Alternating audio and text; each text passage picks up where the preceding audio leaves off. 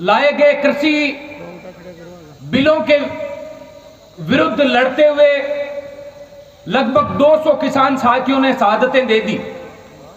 पहले उनको नमन करता हूं, श्रद्धांजलि अर्पित करता हूं और एक छोटे से संदेश पर आप लोग जो आए हैं, आप सब लोगों का धन्यवाद देना चाहता हूं।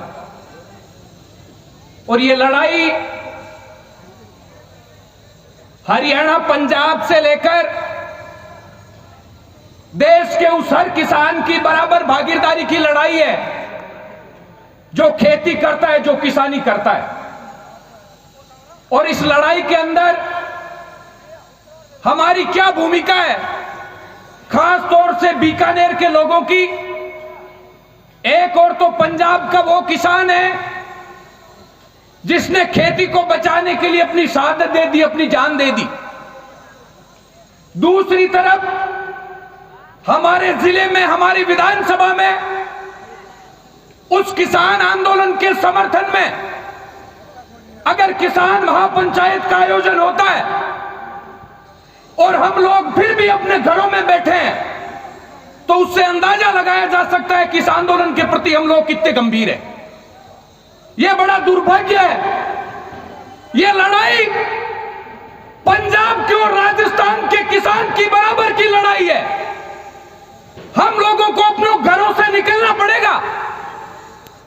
जिन किसानों ने आने वाली पीढ़ी को बचाने के लिए, अपनी खेती को बचाने के लिए शहादतें दे दी, क्या हम लोगों की जिम्मेवारी नहीं बनती कि अपने खेतों को छोड़कर हम दिल्ली की ओर कूच करें? ये हम सब लोगों की नैतिक जिम्मेवारी बनती है। गांव गांव घूमकर जागरूकता लाने के लिए, चेतना लाने के लिए किसान आंदोलन के अगुवा लोगों द्वारा बार बार प्रयास किया जा रहा है। मैं तो सलाम करता हूं पंजाब के उन सूरमाओं को, हरियाणा के उन योद्धाओं को जिन्होंने अपनी कुर्बानी देकर भी इस आंदोलन को अब तक जीवित रख रखा है। आने वाला समय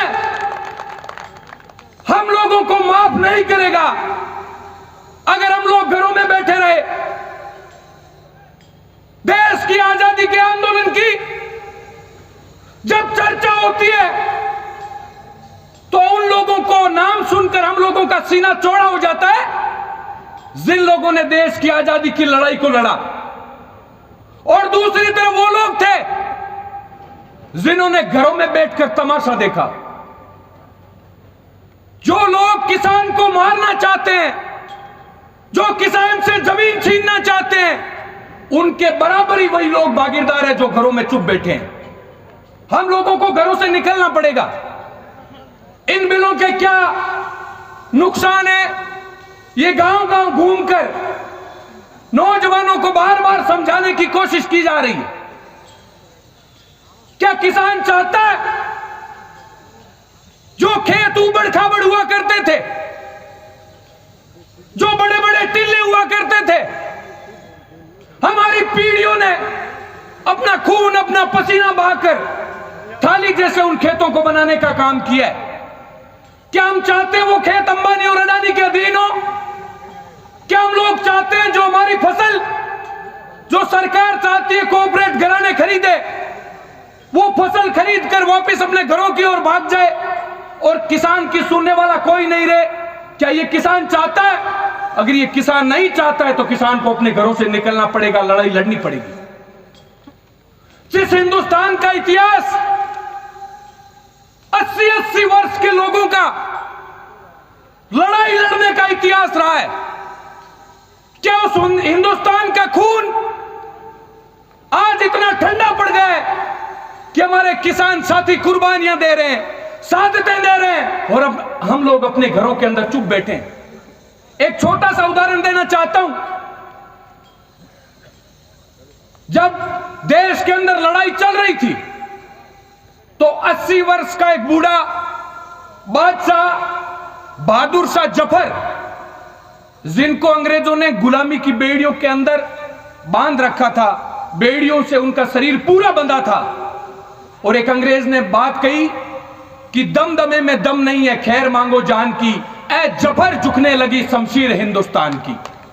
उस 80 वर्ष के बूढ़े बादशाह के शब्द अगर आपके शरीर के अंदर बहते उस लहू को खोलने का काम करे तो हम लोगों को जागरूक होकर अपने घरों से निकलना पड़ेगा।